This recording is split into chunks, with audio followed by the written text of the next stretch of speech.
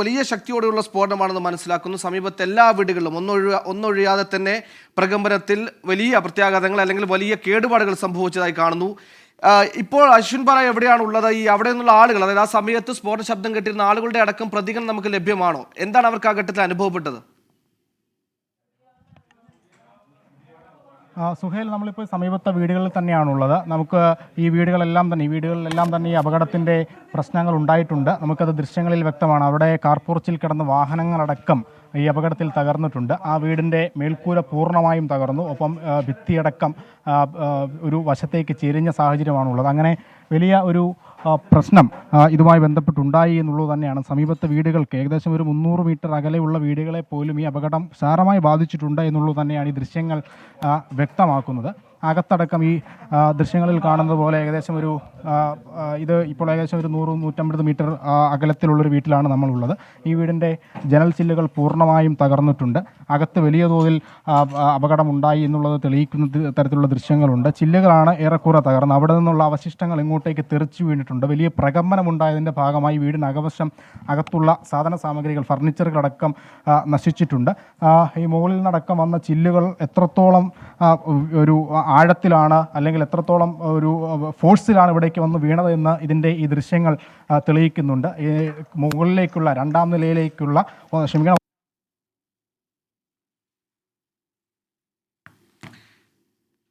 തൃപ്പൂണിത്തുറ തെക്കും ഭാഗത്തുണ്ടായ പടക്കസ്ഫോടനത്തിൽ 16 പേർക്ക് പരിക്കേറ്റിരിക്കുന്നു.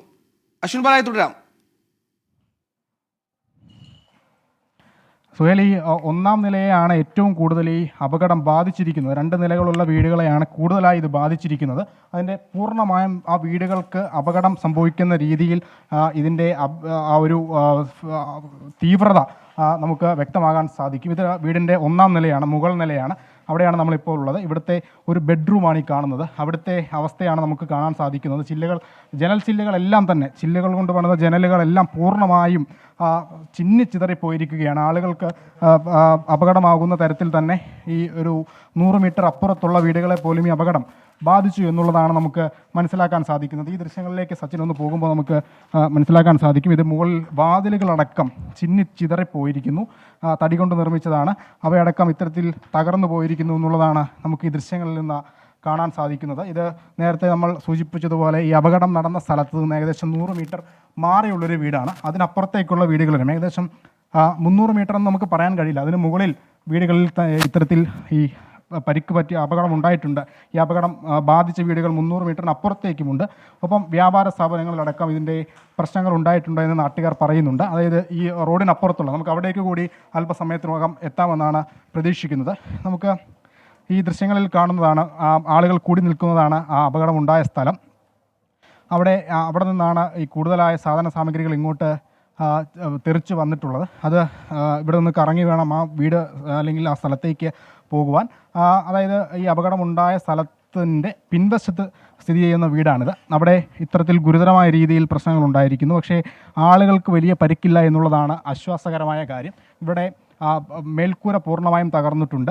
അങ്ങനെയുള്ള വലിയ സംഭവങ്ങൾ ഉണ്ടായിട്ടുണ്ടെങ്കിലും ആളുകൾക്ക് വലിയ പരിക്കുകളില്ല എന്നുള്ളൊരു ആശ്വാസ വാർത്ത നമുക്ക് ലഭ്യമാകുന്നുണ്ട്. എന്തായാലും ആശുപത്രിയിൽ കഴിയുന്നവരുടെ അടക്കം സ്ഥിതിഗതികൾ വിലയിരുത്തേണ്ടതുണ്ട്. നിലവിൽ ഒരു മരണമാണ് സ്ഥിരീകരിച്ചിരിക്കുന്നത് എന്ന് മനസ്സിലാക്കുന്നു.